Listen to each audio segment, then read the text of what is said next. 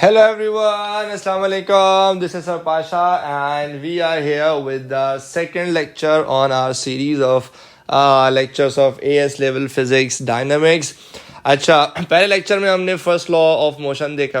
अब second law of motion की बारी है उसूलन, लेकिन सेकंड लॉ तक पहुंचने से पहले एक छोटा सा कॉन्सेप्ट हमें समझना पड़ेगा, जो कि है तो बहुत डिटेल्ड में, लेकिन अभी हम उसकी सिर्फ बेसिक आइडिया डेवलप करेंगे.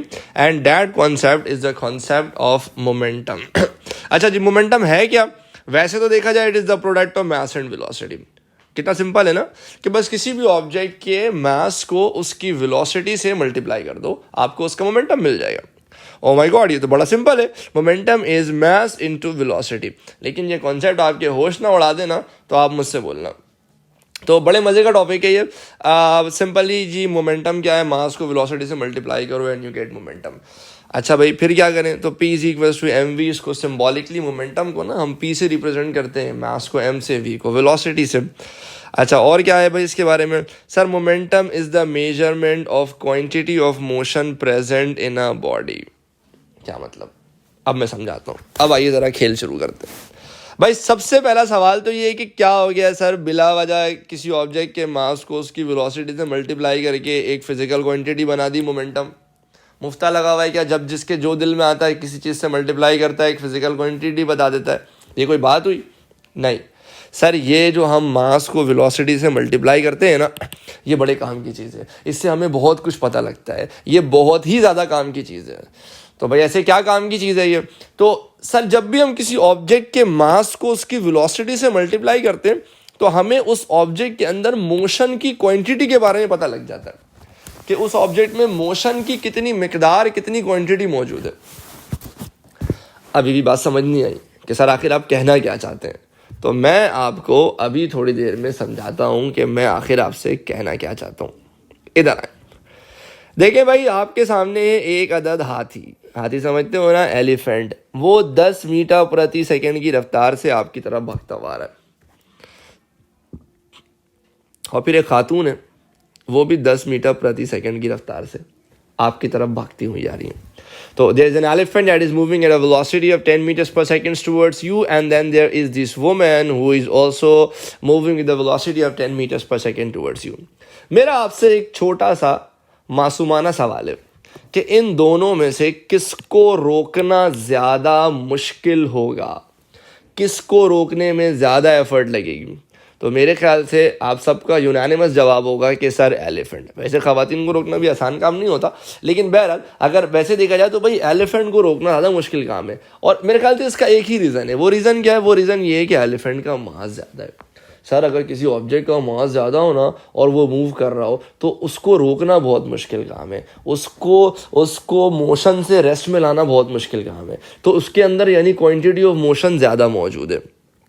डिस्पाइट कि दोनों की वेलोसिटी सेम है, बट स्टिल जो हैवी ऑब्जेक्ट होता है ना, उसको रोकना ज़रा मुश्किल काम होता है. तो difficult to stop as mass is greater, hence greater momentum.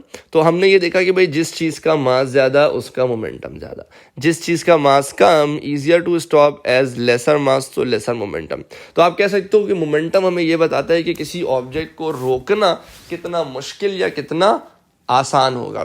तो जिसका मास ज़्यादा होगा मेरे ख्याल से उसको रोकना उतना मुश्किल होगा, जिसका मास कम होगा उसको रोकना उतना आसान होगा. तो एक चीज़ तो हमें पता लग गया कि मोमेंटम और मास डायरेक्टली प्रोपोर्शनल है. The greater the mass the greater the momentum, the lesser the mass the lesser the momentum.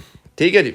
अच्छा, अब लेट्स से हमारे पास एक अदद गाड़ी है और वो 30 meters per second की वेलोसिटी से आपकी तरफ अप्रोच कर रही है, और एक और गाड़ी है वो 50 meters per second की वेलोसिटी से आपकी तरफ अप्रोच कर रही है. अब इन दोनों गाड़ियों का ना मास सेम है. Both of these cars have the same mass. जब मास सेम है तो स्टिल किसको रोकना मुश्किल है, ऊपर वाली गाड़ी को या नीचे वाली गाड़ी को? मेरे ख्याल से इस नीचे वाली यानी 50 meters per second की वेलोसिटी से मूव करने वाली गाड़ी को रोकना ज़्यादा मुश्किल होगा, क्योंकि सर इसकी वेलोसिटी ज़्यादा है. तो दूसरी चीज़ हमें पता लगी कि भाई जिसकी वेलोसिटी कम तो उसका मोमेंटम कम, जिसकी वेलोसिटी ज़्यादा तो उसका मोमेंटम ज़्यादा. तो प्यारे बच्चों, मन के सच्चों, प्राइमरीली दो अहम चीज़ें हैं। किसी ऑब्जेक्ट को रोकना कितना मुश्किल होगा, ये दो अहम चीज़ें डिसाइड करेंगी। एक तो ये कि वो जो ऑब्जेक्ट मूव कर रहा है वो किस वेलोसिटी से मूव कर रहा है, और वो जो मूव कर रहा है उस ऑब्जेक्ट का मास क्या है। तो मोमेंटम मास के भी डायरेक्टली प्रोपोर्शनल है और मोमेंटम वेलोसिटी के भी डायरेक्टली प्रोपोर्शनल है। तो greater the mass the greater the momentum, the greater the velocity the greater the momentum. Momentum एक वेक्टर क्वांटिटी है, इसकी डायरेक्शन वही होती है जो वेलोसिटी की डायरेक्शन होती है। तो अगर ऑब्जेक्ट इस डायरेक्शन में मूव कर रहा है तो यही मोमेंटम की डायरेक्शन है। अगर object towards the left move कर रहा है तो ये मोमेंटम की डायरेक्शन है। तो ऑब्जेक्ट अगर अपवर्ड जा रहा है तो मोमेंटम की डायरेक्शन अपवर्ड है, ऑब्जेक्ट अगर डाउनवर्ड जा रहा है तो मोमेंटम की डायरेक्शन डाउनवर्ड है। तो मास और वेलोसिटी ये दो अहम पैरामीटर्स हैं, दोनों ही मिलके डिसाइड करेंगे कि किसी ऑब्जेक्ट को रोकना कितना मुश्किल या कितना आसान होगा। ठीक है जी। तो momentum is the measure of quantity of motion present in an object. इसके अलावा मोमेंटम वेक्टर क्वांटिटी है। भाई वेक्टर होने का मतलब इसकी दिशा का बहुत ख्याल रखना पड़ेगा। अगर ये टुवर्ड्स द राइट पॉजिटिव है तो टुवर्ड्स द लेफ्ट इसे नेगेटिव लेना पड़ेगा। इसके अलावा भाई its direction is same as the direction of velocity we just discussed. अच्छा, इसकी ऐसा यूनिट है किलोग्राम मीटर्स पर सेकेंड्स। देखो, मास मेजर होता है किलोग्राम में और वेलोसिटी मेजर होता है मीटर्स पर सेकेंड्स में। ये जो किलोग्राम मीटर्स पर सेकेंड्स है ना, इसको प्यार से न्यूटन सेकंड्स भी कहा जाता है। अभी हम देखेंगे कि आखिर इसको न्यूटन सेकंड क्यों कहा जाता है। इसका भी एक जेन्युइन रीज़न है, बट मैं ज़रा आपके आगे ये एक्सप्लेन कर देता हूँ। देखिए, न्यूटन सेकंड्स में न्यूटन का मतलब किलोग्राम मीटर्स पर सेकंड स्क्वायर होता है, अगर आपने मेरे बेस यूनिट के लेक्चर्स देखे हैं। ठीक है ना, क्योंकि F = m में है ना, तो मास टाइम्स एक्सेलरेशन, तो mass is kilogram, acceleration is metres per second square. तो kilogram metres per second square newton को कहते हैं, और ये वाला जो सेकेंड है ना, ये एज इट इज़ नीचे उतर जाएगा। ठीक है, तो अगर मैं इसको फर्दर सिंप्लीफाई करूँ तो सेकेंड स्क्वायर से ये सेकेंड कैंसिल हो जाएगा and I will be left with kilogram metres per seconds. तो हम देख सकते हैं ये दोनों ही असल में एक ही चीज़ें हैं। आप मोमेंटम का ऐसा ही बेस यूनिट न्यूटन सेकेंड रखो या किलोग्राम मीटर्स पर सेकेंड रखो, they both are the same thing.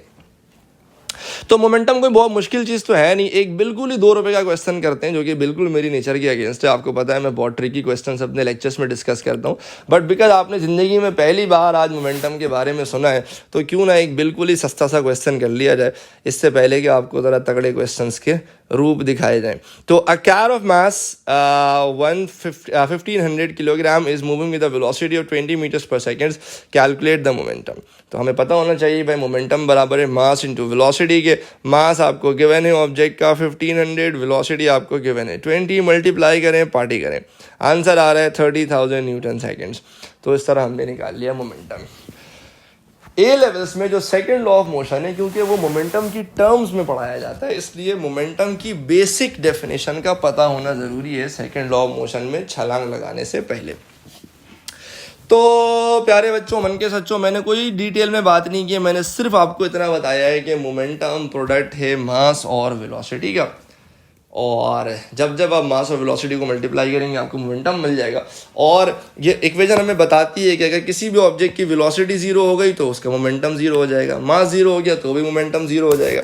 तो ये दोनों ही, इन दोनों में से कोई एक भी 0 हो जाए तो ऑब्जेक्ट का मोमेंटम 0 हो जाता है, and that pretty much make sense. Velocity 0 है तो इसका मतलब वो मूव ही नहीं कर रहा, तो उसको रेस्ट पे लाने के लिए कोई एफर्ट करने की ज़रूरत भी नहीं है। तो मोमेंटम के हवाले से ये बेसिक इन्फॉर्मेशन थी। नेक्स्ट लेक्चर में आपसे सेकेंड लॉ ऑफ मोशन तसल्ली के साथ और बहुत डिटेल के साथ डिस्कस करते हैं। तब तक अपना ख्याल रखिएगा और कमेंट सेक्शन में हमें बताइएगा ज़रूर कि आपकी अंडरस्टैंडिंग कैसे डेवलप हुई। अल्लाह हाफिज़।